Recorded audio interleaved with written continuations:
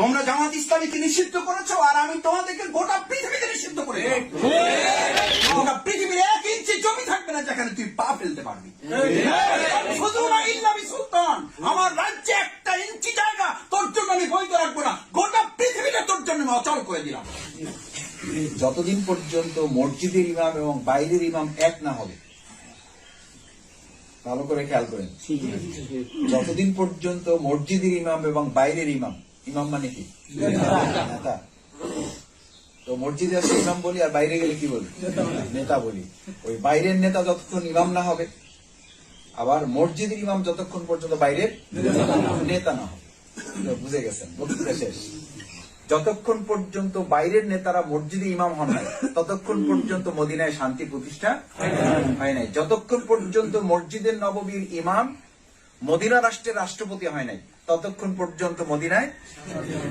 এখানে এখন আপনারা সব দায়িত্ব চাপাই দিয়েছেন, এখানে আমাদের একটা সমস্যা আছে। এই মসজিদে যারা বসছে আমাদের সমস্যা হলো আমরা সব দায়িত্ব চাপাই দিয়েছি যারা বাইরে কি আছে নেতা আছে, আর আমরা যারা মসজিদের ইমাম হয়ে চুপচাপ বসে আছি আমাদের যেন কোনো কি নাই, সবখানে এরকম যে আলহামদুলিল্লাহ একটা তো পাইছি।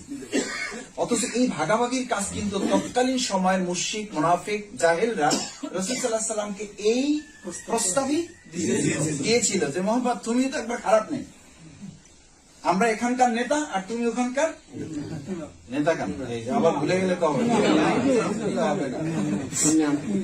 আমরা এখানকার নেতা থাকবো আর তুমি ওখানকার, তোমারটা নিয়ে আমরা টানাটানি করবো না, তুমি দয়া করে আমাদেরটা নিয়ে টানাটানি করবা না, তাহলে আমরা ঠিকঠাক মতো থাকি। তাহলে তোমার উপরে যে মাইক চলতেছে মাইকটা একটু কি হবে, তো রাসূল সাল্লাল্লাহু আলাইহি ওয়াসাল্লাম বলেছেন আলহামদুলিল্লাহ। সূরা কাফিরুন শুধু নাযিল হয়েছে, তার আগে তো আয়াতই নাযিল হয়েছে। বিসমিল্লাহির রহমানির রহিম, ওয়াদ্দু লাউ তুদহিনু ফায়াদহিনু ফালা তুতিল কাফিরিন ওয়াল মুকাজ্জিবিন ওয়াল মুনাফিকিন। খবরদার মুহাম্মদ রাসূলুল্লাহ সাল্লাল্লাহু আলাইহি ওয়াসাল্লাম, আল্লাহ তাআলার সাথে সাথে এটার জন্য কোনো অপেক্ষাও করা হয়নি, খবরদার নেতৃত্ব এবং ইমামতিত্ব এই দুইটা যতক্ষণ পর্যন্ত এক না হবে ততক্ষণ শুধু সমাজে শান্তি না, তুমি মুহাম্মদ নিজেও কালকে দিন রিসালাতের দায়িত্ব পালন করছো, এইটা আমাদের কাছে গ্রহণযোগ্য। আপনাদের আমাদের ভাবখানা হলো সমাজে শান্তির জন্য নেতৃত্বের পরিবর্তন প্রয়োজন, আর আমি আপনাকে বলছি আপনার ইমানকে আল্লাহর কাছে গ্রহণযোগ্য এবং কাল কিয়ামতের দিনে জাহান্নাম থেকে বেঁচে জান্নাতে যাওয়ার জন্য ইমামতিত্ব এবং নেতৃত্ব এক না করা পর্যন্ত না দুনিয়ায় শান্তি পাবেন না পরকালে মুক্তি পাবেন। ভাবখানা এরকম যে এটা একটা প্যাটের ব্যাপারে না, ভাবখানা এরকম যে এটা জামা কাপড়ের ব্যাপার, ভাবখানা এরকম যে একটা টিউবওয়েল আর বম পাওয়া যায়, এটা তো ভাবখানা এরকম না, এটা শুধু টিউবওয়েল পাওয়ার প্রশ্ন না। মাসুদ ভাই টিউবওয়েল দিতে পারলে ঠিক আছে আসি, নাহলে কিন্তু আমি নাই। আল্লাহ রাসূল সাল্লাল্লাহু আলাইহি ওয়াসাল্লামকে ঠিক এই কথাই কাফির মুশরিকরা বলেছিল, আল্লাহর রাস্তায় কেউ কষ্ট নিয়েন না, এই কথাই বলেছিল। মোহাম্মদ কিসের ইমামের কথা বলো, আগে আমাদের পেটে কি দাও, ভাত দাও, আমাদের দুনিয়ার সমস্যার সমাধান করো। আর আল্লাহ রাসূল সাল্লাল্লাহু আলাইহি ওয়াসাল্লাম বলেছেন আগে তুমি বিশ্বাসের জায়গাটা ঠিক করো, ওয়ায়াজআল লাহু মাখরাজান। তোমার ঈমান যখন ঠিক হয়ে যাবে তখন আসমান এবং জমিনের সমস্ত নিয়ামতের দরজাগুলো আল্লাহ এমন ভাবে খুলে দিবেন যে তোমার নিয়ামত শুধু শুরুই হবে, এগুলো আর কখনো শেষ হবে না। সেটার আগে কি পরিবর্তন, এই ইমামতিত্ব আর নেতৃত্বে কি হইতে হবে, সমন্বয় হতে হবে। এই দায়িত্বটা আমরা শুধু ছেড়ে দিয়েছি বাইরে যারা নেতৃত্ব আছে যে ভাই আপনাদের আগে ইমাম হইতে হবে, আপনার আগে মসজিদে আসেন তারপরে ঠিক হইতে পারে। আমি উল্টাই বলি, আমি একটু তার চেয়ে উল্টাই বলি, ওনারা যারা আছে ওনাদেরকে ওখানে থাকতে দেন না। যারা আমরা মসজিদের 1.5 ঘন্টার ইমামতির দায়িত্ব নিয়েছি, এই 1.5 ঘন্টার ইমামতিত্ব শেষ করে বাকি 22.5 ঘন্টা, কয় ঘন্টা, এই 22.5 ঘন্টার ইমামতির দায়িত্ব কার? আপনাকে এই মাত্র 1.5 ঘন্টার ইমামতির দায়িত্ব কে নিয়ে আপনাকে মুক্তির ব্যবস্থা করার ঘোষণা দিয়েছেন, কে গ্যারান্টি দিয়েছেন? পৃথিবীর কোন ইমামকে এই দায়িত্ব দেওয়া হয়েছে যে আপনি শুধু মসজিদে 5 ওয়াক্ত নামাজের 1.5 ঘন্টার ইমামতির দায়িত্ব পালন করলে আপনি খালাস? তাহলে প্রিয় নবী মুহাম্মদ রাসূলুল্লাহ সাল্লাল্লাহু আলাইহি ওয়াসাল্লাম তো শুধু সেই ইমামতির উদাহরণই আমাদের সামনে পেশ করতেন যে আমি শুধুমাত্র 5 ওয়াক্ত নামাজের কি ইমাম, এরপরে বাইরে মারামারি হবে ওইটা সমাধানের আমি কি না ইমাম না। এরপরে বাইরে মানুষের খাদ্যের সংকট হবে, ওটা সমাধানের ইমাম আমি না। এরপরে বাইরে ধর্ষণ চলবে, ওটা সমাধানের ইমাম আমি না। এরপরে বাইরে লুটতরাজ, অন্যায়, রাহাজানি, খুন চলবে, গুম চলবে, মানুষের উপর অত্যাচার, নির্যাতন, নির্মমতা চলবে, হামলা চলবে, মামলা চলবে, জুলুম চলবে, এটা সমাধানের ইমাম আমি না। আমি এসবের মধ্যে নাই, কারণ আমি একজন মুত্তাকি লোক। এরকম মোত্তাকি লোক শুধু যশোর, টাঙ্গাইল আর রাজশাহীতে পাওয়া যায়। বাউফালেও পাওয়া গেলে যাইতে পারে। এখানে আমরা যারা আছি এর মধ্যে তো প্রশ্নই ওঠে না।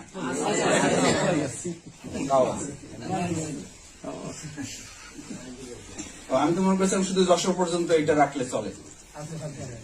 এরপর আপনারা বাউফল পর্যন্ত আসছেন, এখন কোন পর্যন্ত আসছি? মসজিদ পর্যন্ত আমরা আসছি।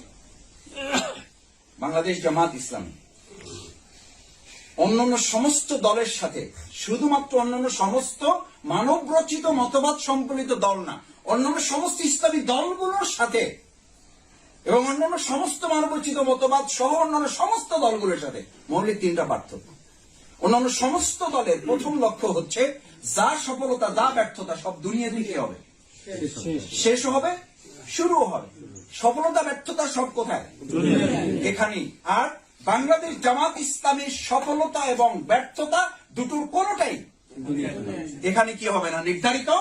আমরা এখানে চূড়ান্ত সফল হব না, চূড়ান্ত ব্যর্থ হব না। আমি শফিকুল ইসলাম মাসুদকে যদি আজকে মন্ত্রী ঘোষণা দিয়ে দেন আপনারা এখান থেকে, সরকার যদি আমাকে এখন গাড়ি পাঠিয়ে একটা পতাকা উড়িয়ে পথ করে আমাকে বঙ্গভবনে একটা শপথ দিয়ে দেয়, শফিকুল ইসলাম মাসুদ সফল, যদি সে জাহান্নামী হয়? মুখের কথায় বলবেন না, ভালো করে বলছি, খেয়াল করে শুনুন। আমি সবসময় নাসিরউদ্দিন হুজার একটা গল্প মনে থাকে আর কি। সবাই একটা জায়গায় বিয়ে খাওয়ার জন্য যাচ্ছে, উনি উল্টা যাচ্ছে। উনি যাইতেছে সব লোকের উল্টা। যেমন আমরা এখান থেকে বের হয়ে যখন যাবেন স্বাভাবিকভাবে একটা গতিতে যাবেন, এক লোক টার্গেট করে উল্টা আসতেছে। ওই লোকটার নাম হলো কি? নাসিরউদ্দিন হুজা। তার সমস্ত গল্পের মধ্যে একটা কি থাকে? একটা শিক্ষা থাকে। তো লোকেরা জিজ্ঞেস করতেছে যে হুজুর সবাই একদিকে যাইতেছে, আপনি উল্টা যাইতেছেন, ঘটনা? বলছে আমি যে উল্টা যাইতেছি একটা ঘটনা আছে। সবাই যেভাবে একদিকে যাইতেছে তাতে আমার সন্দেহ হইতেছে যে পৃথিবীটা ওই দিকে কি হয়ে যেতে পারে, যাইবে যেতে পারে। আমি ব্যক্তি অন্তত একা উল্টা দিকে যাই, চেষ্টা করতে তো অসুবিধা নাই। পৃথিবীটাকে কি করি, ভারসাম্যটা রক্ষা করি। এরপরে কি হবে সেটা অন্য ব্যাপার। তো যখন যেখানে নির্বাচনী প্রোগ্রাম চলে আমাদের, আমি সেখানে একটু আদর্শিক কথা বেশি বলি, আর যেখানে পুরো সাংগঠনিক প্রোগ্রাম হয় সেখানে আমি একটু নির্বাচনে কথা বলি। কি করার জন্য? একটু ব্যালেন্স। আপনারা এখন ফুল একটা মেজাজে আছেন। কি মেজাজে? যে মাসুদ ভাই যদি 20 মিনিট কথা বলে তাহলে 19 মিনিট 59 সেকেন্ড কিসের উপরে কথা বলবেন, আর শেষে বলবেন আমাদের কিন্তু জান্নাত জাহান্নাম আছে। ঠিক আছে ভাইয়েরা, মনে রাখবেন, এটাও কিন্তু আমাদের খেয়াল রাখা দরকার। আলহামদুলিল্লাহ, আপনারা আমাদের জন্য দোয়া করবেন। ভুল, কষ্ট নেন না, কেউ লাভ হবে না, কোনো লাভ হবে না। আপনি এখন চোখ বন্ধ তো হবেই। এখন একটু বুঝার জন্য 30 সেকেন্ড চোখ বন্ধ করে বুকে হাত দিয়ে ভেবে দেখুন, চোখ বন্ধ হলে আপনার শফিকুল ইসলাম মাসুদ কি কাজে রাখবে। চোখ বন্ধ করার পর আপনার সন্তান, স্ত্রীরা প্রথম প্রতিযোগিতায় লিপ্ত হবে আপনার কবরে রাখার জন্য। প্রথম আপনার খুব কাছের মানুষ এসে হাতের ঘড়িটা খুলবে, বুকের জামার বোতাম গুলো খুলবে, মোবাইলটা পকেট থেকে নিয়ে নিবে, টাকা পয়সা মানি ব্যাগ থাকলে ওগুলো আপনার পকেটে দিয়ে দিবে। এগুলো বাইরে মানুষরা নিবে? আমার ভাইয়েরা, এই যে পৃথিবীর কোন দল আপনাকে বলে না, কোন দল বলে না, অথচ এটাই বাস্তবতা, এটাই নির্মমতা, এটাই আপনার জীবনের সবচেয়ে বড় সত্য। বাংলাদেশ জামাত ইসলামের সাথে অন্যান্য সমস্ত দলের দ্বিতীয় পার্থক্য হচ্ছে ওনারা শুধু দুনিয়ার এই জীবনের কথা বলেন, আর বাংলাদেশ জামাত ইসলামী ওই জীবনের কথা প্রথম বলে এই জীবনটাকে কাজে লাগাতে হবে সেই কথা আপনাকে স্মরণ। মূলত ইমানদারদের জন্য জীবন এটা আসল না, আসল কোনটা? قدمت لحياتي فيومئذ لا يعذب عذابه أحد ولا يوثق وثاقه أحد। قدمت لحياتي, ওলামায়ে কেরামগণ আছেন, قدمت لحياتي, আমি আমার জীবনের জন্য যদি কিছু পাঠাতাম, তার মানে জীবন এটা আসল না, এটা হলো নকল জীবন। আসল জীবন কোনটা? মৃত্যুর পরেরটা। আর আপনি সেইটাকে বলেন মরণ। আসল জীবন ওইটা, আর এটা হলো নকল জীবন, প্রতারণার জীবন, ধান্দাবাজির জীবন। আমরা একটু কষ্ট পেলে দিক ওদিক করলে আমরা একজন আরেকজনের কাছে নালিশ দিই, হ্যাঁ রফিক ভাই মাসুদ ভাইয়ের কাছে খুব আশা করে গেছিলাম, কিন্তু আসলে যা বাইরে থেকে দেখছি ব্যাপারটা ওরকম না, একটু মনে হয় প্রতারিতই হইলাম। তা আমি মাঝে মধ্যে বলি যে আপনি তো একটু প্রতারিত হয়েছেন, তাতে একজন আর তারা হয়েছেন। আর আল্লাহ তাআলা আগে ভাগে আপনাকে বলেই দিয়েছেন ওয়ামাল হায়াতুদ দুনিয়া ইল্লা মাতাউল গুরুর। গোটা পৃথিবীটা একটা প্রতারণা ছাড়া কিছুই নয়। সেই জন্য তো আপনার রোজা রাখা উচিত, সিজদায় নত হয়ে মাথাটা দিয়ে রাখা উচিত যে এখন পর্যন্ত শুধু একজন শফিকুল ইসলাম মাসুদ আপনার সাথে প্রতারণা করেছে, গোটা পৃথিবী এখনো প্রতারণাটা ওইটা সারে নেই। সেখানে আপনি এক্স ওয়াই জেড উমুকে তুমুকে, আমি আপনাদেরকে অনুরোধ করি, ডক্টর শফিকুল ইসলাম মাসুদের কোন আদর্শ নাই, ভুল। অধ্যাপক শাহ আলমের কোন আদর্শ নাই। জামাত ইসলামী আদর্শের জন্য মাওলানা মওদুদী রহমতুল্লাহর আদর্শের কথাও কখনো আমরা বলি না। আমরা যদি আদর্শের কথা বলতেই চাইতাম তাহলে আমাদের আবেগের জায়গায় আমরা মওদুদী রহমতুল্লাহর কথা বলবো। যদি আমরা বলার অনুমতি পাইতাম ইসলাম থেকে তাহলে শহীদ মাওলানা মতিউর রহমান নিজামী রহমানুল্লাহর কথা বলতাম, যিনি 2 টাকার মন্ত্রণালয় চালিয়ে 2 টাকার কোন অন্যায় করেছেন তার নজির নাই। গোটা পৃথিবীর উপমহাদেশে তিনি 55 জন আলেমদের একজন, আমরা তার কথা বলতাম। সেই শফিকুল ইসলাম মাসুদ তো তাদের ছাত্র হওয়ার উপযুক্ত হয় না, এখন তাদের ছাত্র হই না আমি। এখন বাংলাদেশ জামাত ইসলামী আদর্শের কথা বলে, যে আদর্শের কথা কে বলেছেন আমাদের? লাকাদ কানা লাকুম ফি রাসূলিল্লাহি উসওয়াতুন হাসানাহ। ওই আদর্শের মাধ্যমে মসজিদ চলেছে, ওই আদর্শের মাধ্যমে সমাজ, রাষ্ট্র এবং পরিবার চলেছে। লাস্ট তৃতীয় পার্থক্যটা হচ্ছে সবচেয়ে গুরুত্বপূর্ণ। অন্যান্য সমস্ত দলগুলো দুনিয়ার জীবনে কাজ করে মানুষের সন্তুষ্টির জন্য, আর আমরা বাংলাদেশ জামাত ইসলামী তার সমস্ত কর্মকাণ্ডের মূল কেন্দ্রবিন্দু তার সন্তুষ্টির জন্য। রুমি রাহিমাহুল্লাহ বলেন যে তুমি 5 জনকে সন্তুষ্ট করবা তো তোমার বিরুদ্ধে 6 জন দাঁড়িয়ে যাবে। তোমার জন্য একটা কত সুন্দর ব্যবস্থা আল্লাহ করেছেন যে তুমি শুধু আল্লাহর সন্তুষ্টির জন্য কাজ করবে, আর আল্লাহ তার প্রতিদানে গোটা দুনিয়াটা তোমার প্রতি সন্তুষ্ট করেছে। সহজ কোনটা? শফিকুল ইসলাম মাসুদকে সন্তুষ্ট করা সহজ। আপনি আমারে সন্তুষ্ট করবেন তো 5 জন, এটা আমরা বলি কয় মাসুদ ভাই আপনার আমি ভালোবাসি, কিন্তু আপনার এখনই কিছু বলা যাবে না কারণ আমার একটু ঝামেলা আছে। আমরা খুব ভালো জানি, কিন্তু এখন প্রকাশ্যে আমি কিছু করতে পারবো না কারণ আমার একটু কি আছে, ঝামেলা আছে। বুঝলেন না, একটু ব্যবসা বাণিজ্য চাকরি বাকরি আছে আর কি। আপনি বুঝেন সবে, আপনি তো পলিটিক্স করেন মাসুদ ভাই, আমি তো বুঝি এটা। সুতরাং জামাত ইসলামের এই 3টা মৌলিক পার্থক্যের সবশেষটা আমাদের সবসময় মাথায় রাখতে হবে যে আমি আল্লাহকে সন্তুষ্টির জন্য কাজ করব। আল্লাহ তাআলা দায়িত্ব নিয়ে তখন গোটা পৃথিবীকে আমার প্রতি সন্তুষ্ট করার দায়িত্ব কে নেবে? এটা আমার জন্য খুব সহজ না। আমরা কি পারবো ইনশাআল্লাহ? তৃতীয় কথা হচ্ছে, সম্মানিত ভাইয়েরা, এই যে জমিন আমরা চাষাবাদ করছি, দায়িত্ব পালন করছি, এই জমি চাষ করতে গিয়ে আপনারা নিশ্চয়ই খেয়াল করেছেন এই জমিটাকে আল্লাহ তাআলা এই জমির মতো করে আমাদেরকে নাম দিয়েছেন আর দুনিয়া মাজরাতুল আখিরা। এটা হচ্ছে শস্য ক্ষেত। কোন জায়গা? আখিরাতে শস্য ক্ষেত। আসলে তো আমরা এই জায়গার জন্য সৃষ্টি হয়েছিলাম না, আমাদেরকে তো রাখা হয়েছিল কোথায়? জান্নাতে। এখন আছেন কোথায়? কিসের জন্য আছেন? ভুলের জন্য যদি ঢাকা থেকে কাউকে কোনো ত্রুটির জন্য বান্দরবান, রাঙামাটি, খাগড়াছড়ি পাঠায়, ওইটাকে কি পিরিয়ড বলে? পানিশমেন্ট পিরিয়ড বলে। কি পিরিয়ড? কোথায় পাঠাইছে? আমরা ছিলাম তো জান্নাতে, ওখান থেকে একটু এদিক ওদিক হওয়ার জন্য কোথায় পাঠাইছে? কি পিরিয়ড চলতেছে? সেই পানিশমেন্ট পিরিয়ডে আপনি ডাক্তার, আপনি ইঞ্জিনিয়ার, আপনি লয়ার, আপনি ব্যারিস্টার, আপনি লেকচারার, আপনি গবেষক, কি কত পরিচয় আপনার। অথচ এই পরিচয় জগৎটাকে আল্লাহ রাসূল সাল্লাল্লাহু আলাইহি ওয়াসাল্লাম বলেছেন কিচ্ছু না এগুলো। আর দুনিয়া সিজনুন মুমিনিন, এটা মুমিনদের জন্য স্রেফ জেলখানা। জেলখানা কারা থাকে? এত দূর থেকে কথা বলেন কেন? একটু নিজে নিজে কথা বলবেন। আসামি মানে জেলখানা কারা থাকে? ইংলিশে বলেন তাহলে আর একটু ভালো বুঝবেন। ক্রিমিনালরা থাকে। কারা থাকে? ক্রিমিনালরা থাকে। তো আল্লাহ রাসূল সাল্লাল্লাহু আলাইহি ওয়াসাল্লাম এই দুনিয়াটাকে ইমানদারদের জন্য ক্রিমিনাল বলতেছি না আপনাদেরকে, এখন তো নিজেরা গবেষণা শুরু করছে। নবী রাসূলগণ এই কথা নিজেরা স্বীকার করেছেন, ওমা উবারিউন নাফস, আমি তো নিজেকে নিরপরাধ মনে করি না। ইন্নান নাফসা লাআম্মারাতুন বিসসু, আমার মধ্যে একটা নফস আছে যেটা আমাকে সবসময় ক্রিমিনালের কাজের দিকে কি করে, ধাবিত করে। ভাইয়ের এই কথা এই জন্য বলেছি যে এই দুনিয়ায় যারা আমরা আছি, দুনিয়াটা শস্য ক্ষেত্র, এটা একটা জেলখানা। এখানে আরামের চিন্তা করাটাই বরং আপনার কষ্টের ওখান থেকে শুরু। এখানে আরামের চিন্তা করেন কেন? এখানে পাওয়ার চিন্তা করেন কেন? দুনিয়াটা ইমানদার জন্য পাওয়ার জায়গা না, একটা দেওয়ার জায়গা। পাবেন কোথায়? আখিরাতে। আর এখানে যদি পাওয়ার চেষ্টা করেন, পাওয়ার জায়গা যেখানে, সেখান থেকে বঞ্চিত হবেন। এবার আপনি ঠিক করেন, আপনি পেতে চান না দিতে চান? দেখি যারা যারা পেতে চান তারা হাত তোলেন তো।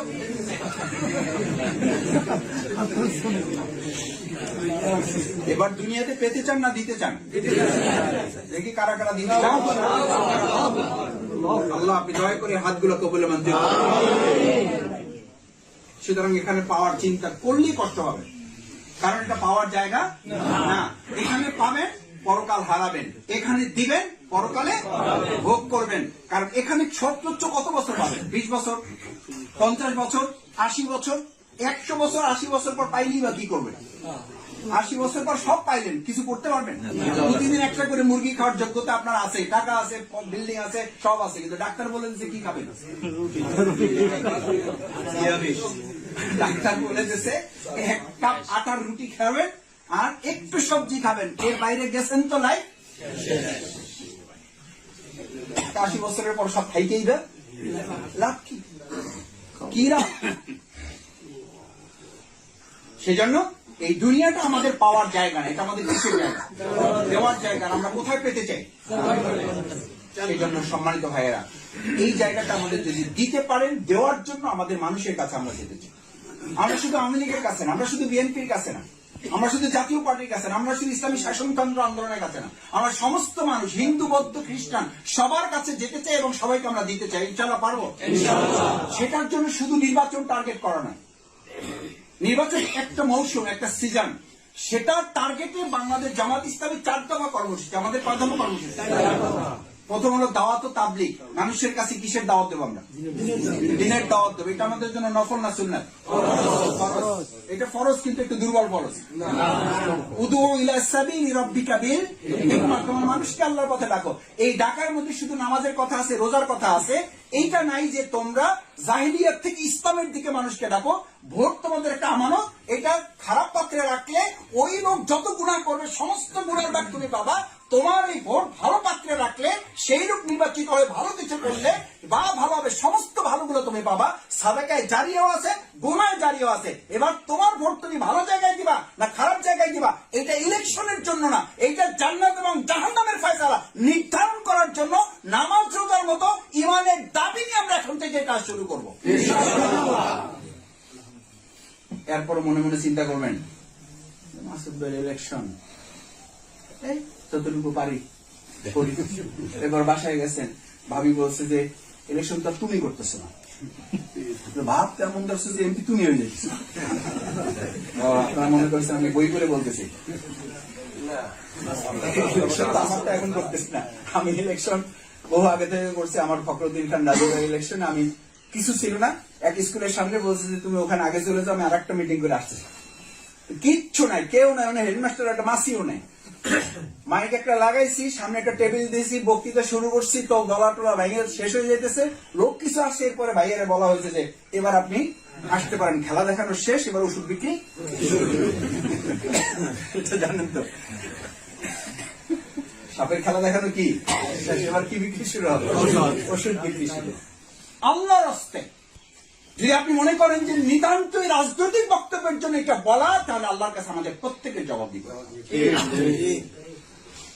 প্রত্যেকের জবাবদিহি করতে হবে, কারণ আল হাক্কু মুররুন, হক হচ্ছে সবচেয়ে কঠিন, সবচেয়ে তিক্ত। এই সবচেয়ে তিক্ত সত্যতাটাকে ধারণ করতে পারলে আল্লাহ তাআলা তাদের জন্য পুরস্কারের ঘোষণা দিয়েছে। সেই পুরস্কারের কথা বলে শেষের দিকে যেতে চাই। সূরা আল-লাইল, وَأَمَّا مَنْ بَخِلَ وَاسْتَغْنَى وَكَذَّبَ بِالْحُسْنَى فَأَمَّا مَنْ أَعْطَى وَاتَّقَى وَصَدَّقَ بِالْحُسْنَى, তোমরা যদি সত্যকে যথাযথভাবে ধারণ করতে পারো, فَسَنُيَسِّرُهُ لِلْيُسْرَى, তোমাদের দুনিয়ার জীবনে যা কঠিন ছিল সেই কঠিনগুলো আমি সহজ করে দেবো। ওয়া আম্মা মান বাখিলা ওয়াস্তাগনা ওয়া কাযাবা বিল হুসনা, আর এই সত্যকে যদি ধারণ করতে তোমরা কোন রকম দ্বিধা সংশয় সংকট তোমাদের মধ্যে থাকে, ভয় তৈরি হয়, তোমরা যদি কোন রকম সংকীর্ণতা দেখাও, সত্যকে সত্য বলে ধারণ করতে না পারো, ফাসানুয়াসসিরুহু লিল উসরা, যা কঠিন ছিল না সেটাও আমি তোমাদের জন্য কি করে দেবো। কালকে আমার এক রিলেটিভ আমাকে বলতেছে যে মামা আমরা বুঝতেছি না জীবনটা দিন দিন কেমন যেন, মানে যেই কাজটা সহজ ছিল মানে সেটাও কি হয়ে গেছে।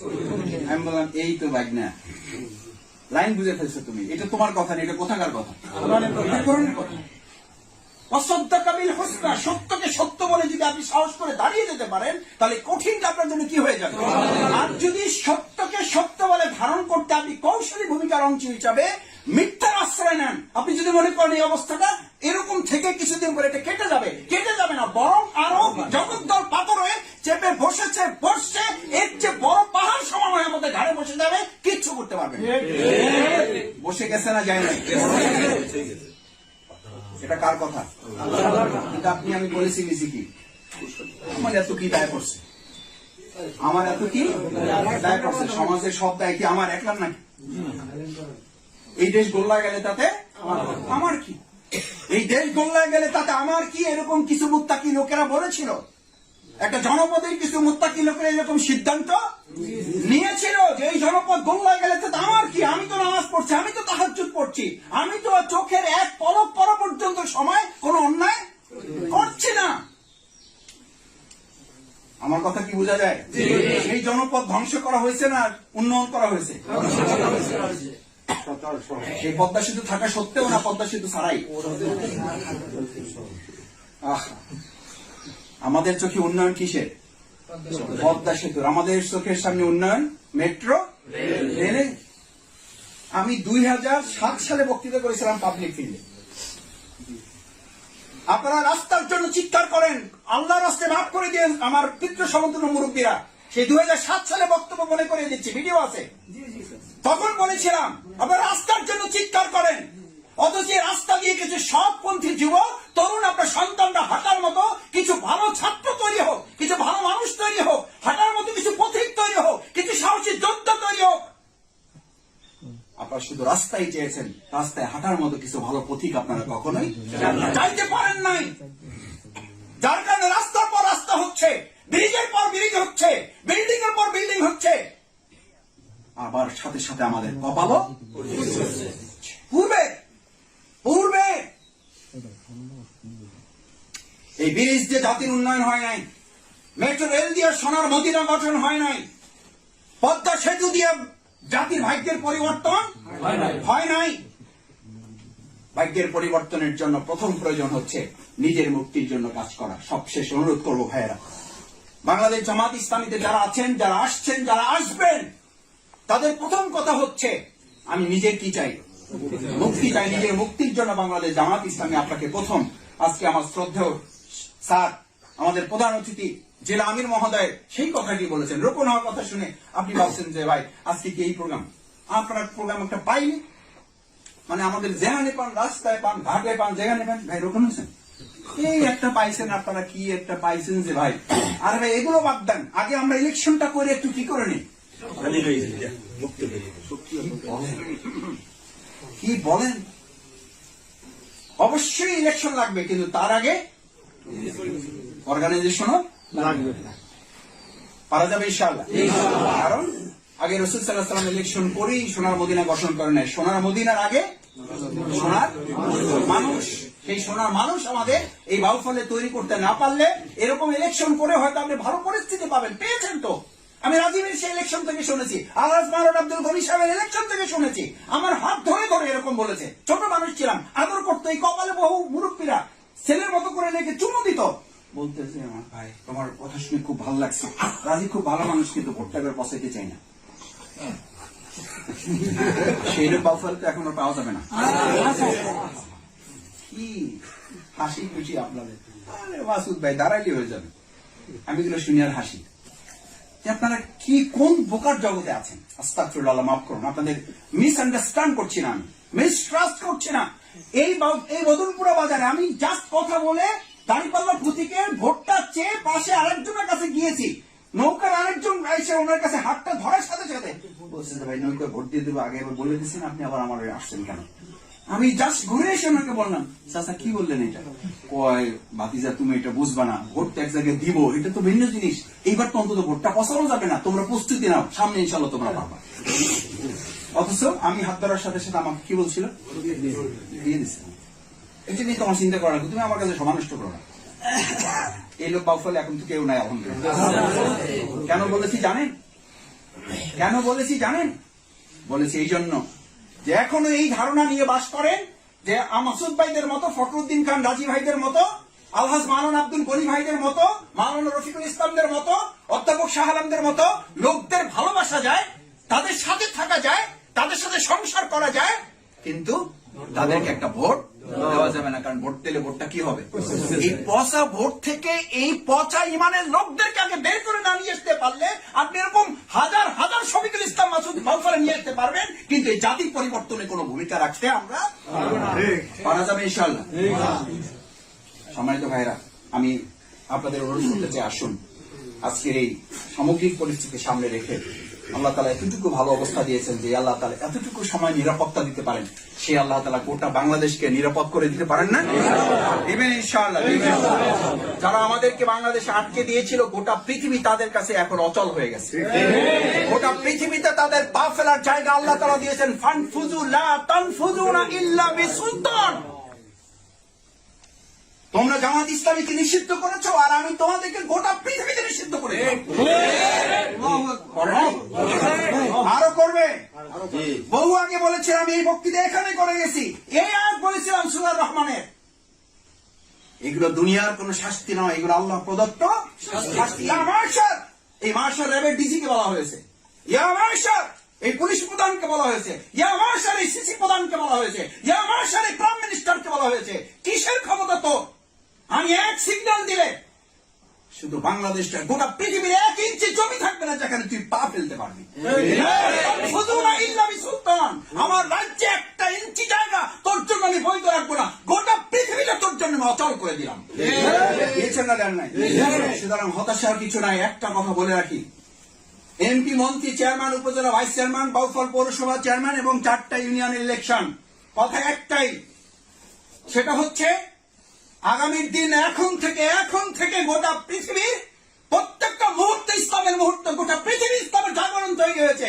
সমস্ত জায়গায় আজকে ইসলামের রেশিও বেড়ে গেছে। যুবক যুবতী তরুণীদের মধ্যে ইসলাম গ্রহণের সংখ্যা কয়েক শতগুণ বৃদ্ধি পেয়েছে। বাংলাদেশকে আর থামিয়ে রাখা যাবে না। যারা বলে মুক্তিযুদ্ধের চেতনায় আমরা উজ্জীবিত, আমাদেরকে দাবিয়ে রাখা যাবে না, আমরা বলি সোনার মদিনার সেই স্লোগানে আমরা উজ্জীবিত, আমাদেরকে দাবিয়ে রাখা যাবে না। আমাদেরকে দাবিয়ে রাখতে পারবে না, কারণ আমাদের কাছে ইসলাম ছিল, আমাদের কাছে ইসলাম আছে, ইসলাম থাকবে, ইসলামই বিজয় হবে। সেটা বাউফল থেকে শুরু হবে। আসসালামু আলাইকুম ওয়া রাহমাতুল্লাহি ওয়া বারাকাতুহু।